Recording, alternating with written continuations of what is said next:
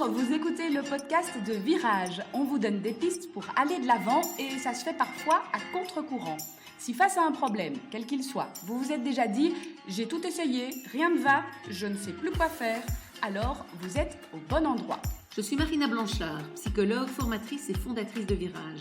Mon école s'inscrit dans la lignée de celle de Palo Alto, c'est-à-dire de la thérapie brève. Et je suis Peggy Van Lierde, chef d'entreprise, journaliste et coach en développement personnel.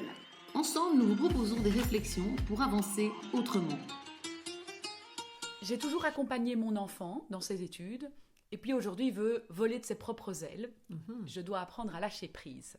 Peut-être que les mamans qui nous écoutent, les papas qui nous écoutent ont été confrontés à cette situation. Et donc aujourd'hui, on va se pencher sur cette question, finalement, comment faire confiance à son enfant, comment lâcher prise, comment accepter qu'il n'a plus besoin de moi. Et là, on parle dans le cadre des études en particulier. Oui, et c'est effectivement quelque chose qui, à mon avis, parle à pas mal de gens. Moi, c'est très souvent que j'ai en consultation des parents qui, quelque part, ont vécu des moments difficiles au niveau scolaire avec leur enfant et qui donc se disent j'ai toujours été là, ça a aidé, en plus en général ça a été efficace jusqu'à un certain âge, c'est relativement efficace, l'aide, l'accompagnement, le fait d'anticiper et de l'aider à penser au prochain devoir et au prochain truc. Et puis tout d'un coup, ça commence à être plus compliqué. Alors soit clairement, simplement l'enfant le dit et les parents veulent l'entendre mais n'arrivent pas, ne savent pas trop quoi faire, soit carrément ça crée des conflits et donc on se rend compte qu'on est un peu au bout de cette aide qu'on a envie de donner à son enfant pour lui assurer la meilleure réussite possible. Et donc, je pense que c'est important d'abord, ce qui me frappait dans ce que tu dis, c'est comment lui faire confiance. Et je pense qu'en fait, on ne peut pas, tout simplement. On ne peut pas se dire, je vais lui faire confiance et ça va marcher. Non, je pense qu'on doit se dire, on va voir. Mais malheureusement, et c'est ça qui est difficile, je pense justement, c'est que on ne peut pas se dire je vais lâcher et ça va fonctionner, donc voilà, il me demande de plus m'en occuper, ou bien je vois que ça fait des conflits, donc je lâche et je lui fais confiance, etc. Ce sera un peu illusoire de se dire je lui fais confiance.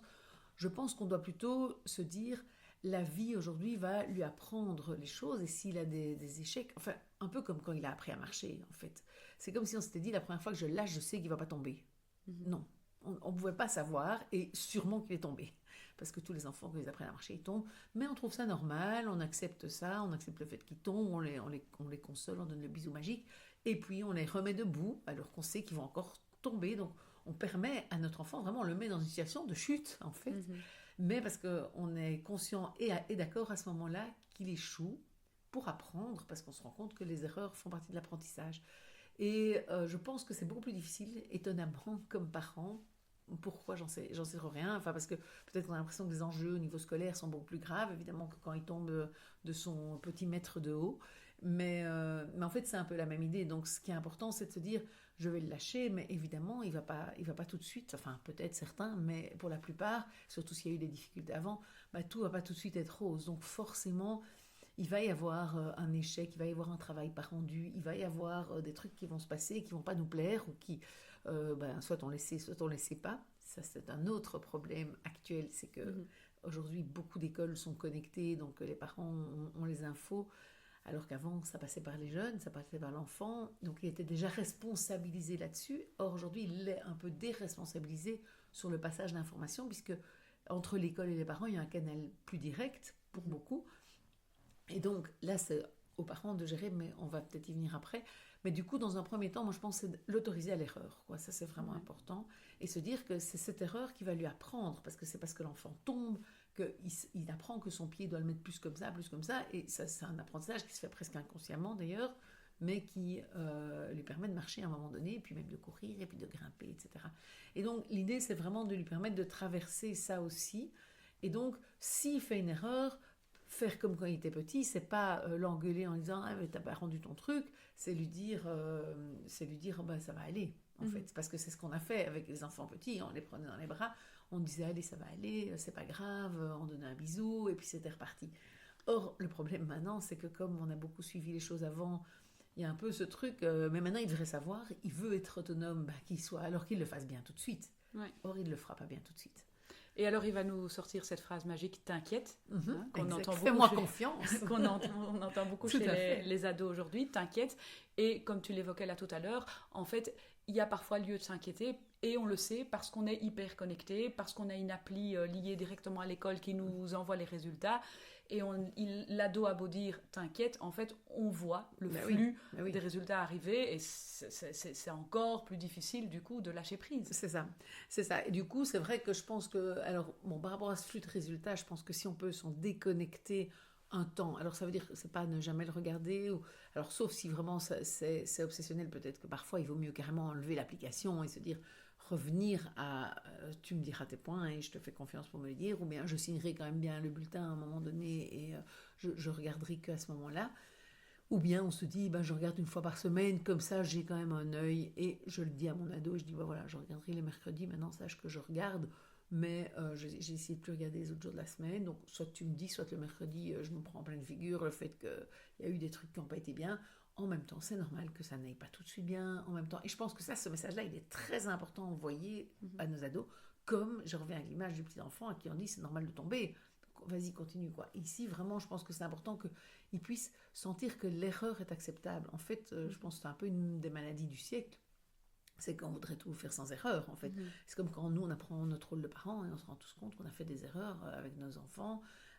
Et c'est normal parce qu'on apprend. Et donc ici, c'est un peu la même chose. Et donc, je pense que ça, c'est important qu'il puisse l'entendre aussi. C'est pas seulement nous se dire qu'on accepte l'erreur, c'est que lui puisse entendre, parce que plus il va l'entendre, plus il va aussi pouvoir venir nous dire, en fait, en maths, mes points, ça va vraiment pas et j'ai besoin d'aide.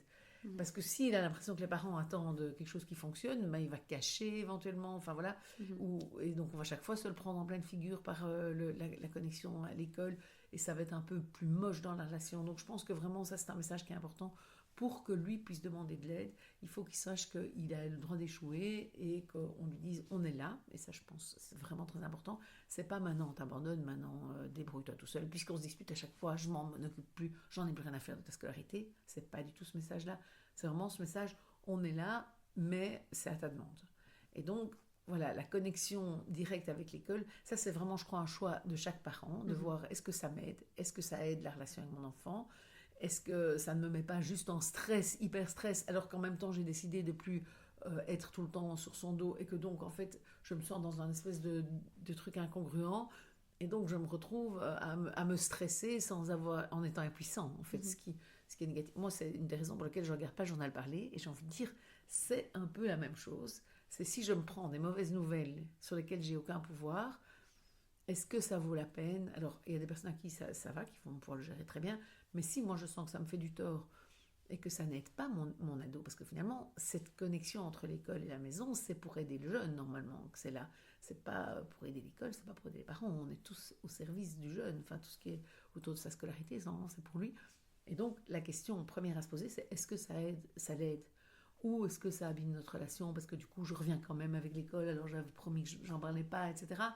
Ou est-ce que ça me met moi simplement, ça n'aime pas la relation, parce que j'arrive à ne pas en parler, mais moi ça me met dans un état de stress pas possible, etc. Alors autant quelque part l'arrêter, quoi. Alors toute autre chose dans ce lâcher prise, quand on s'est investi, surinvesti, que l'agenda était rempli avec les plages de cours et d'accompagnement qu'on donnait avec son enfant, et qu'on décide d'arrêter, de le laisser voler de ses propres ailes, il y a pas mal de temps qui se libère aussi. Oui. Et du coup, dans le lâcher-prise, c'est pas forcément évident, parce que en fait, ce temps, il est là, et en fait, on ne sait pas très bien quoi faire avec. Oui, tout à fait. C'est vrai que c'est drôle, ça me fait penser à aussi quand on a beaucoup travaillé, et puis tout d'un coup, on travaille moins, les week-ends, etc., et on dégage du temps. Et donc, c'est vrai que je pense que c'est important, et c'est intéressant que les parents se recentrent sur eux en se disant, mais qu'est-ce que moi j'ai envie de faire? Tiens, j'ai du temps tout d'un coup, j'ai plus de liberté, qu'est-ce que je peux faire chez moi qui me plaise? Est-ce que voilà, je me remets à lire? Est-ce que je cuisine plus? Est-ce que je m'investis je fais du yoga? Et donc, se recentrer sur soi-même, c'est un cadeau qu'on fait à notre enfant, parce qu'en fait, on va aussi lui montrer comment on prend soin de soi, comment on se fait plaisir.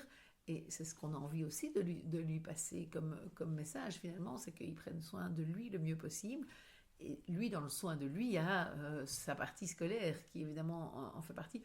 Mais je pense que nos enfants apprennent de nous plus aussi par nous regarder vivre que voilà, par les discours qu'on peut avoir. Et que donc, si on dit à notre enfant, tu dois profiter de la vie, mais que nous, on est en permanence dans le stress, on ne va pas lui apprendre à profiter de la vie, on va lui apprendre à être tout le temps stressé. Et donc, je trouve que c'est intéressant comme question, parce que je trouve que c'est vraiment, vraiment important de pouvoir se dire, mais alors ça peut être aussi, je m'investis plus dans mon boulot, parce que voilà, j'ai dégagé du temps, et ça me permet de développer quelque chose dans mon boulot que je n'ai pas encore pu développer.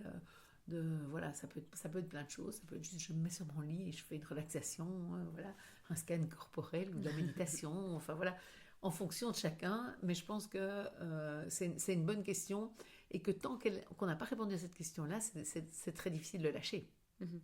Et donc c'est pour ça que c'est intéressant si on peut se retrouver de nouvelles envies, une nouvelle passion.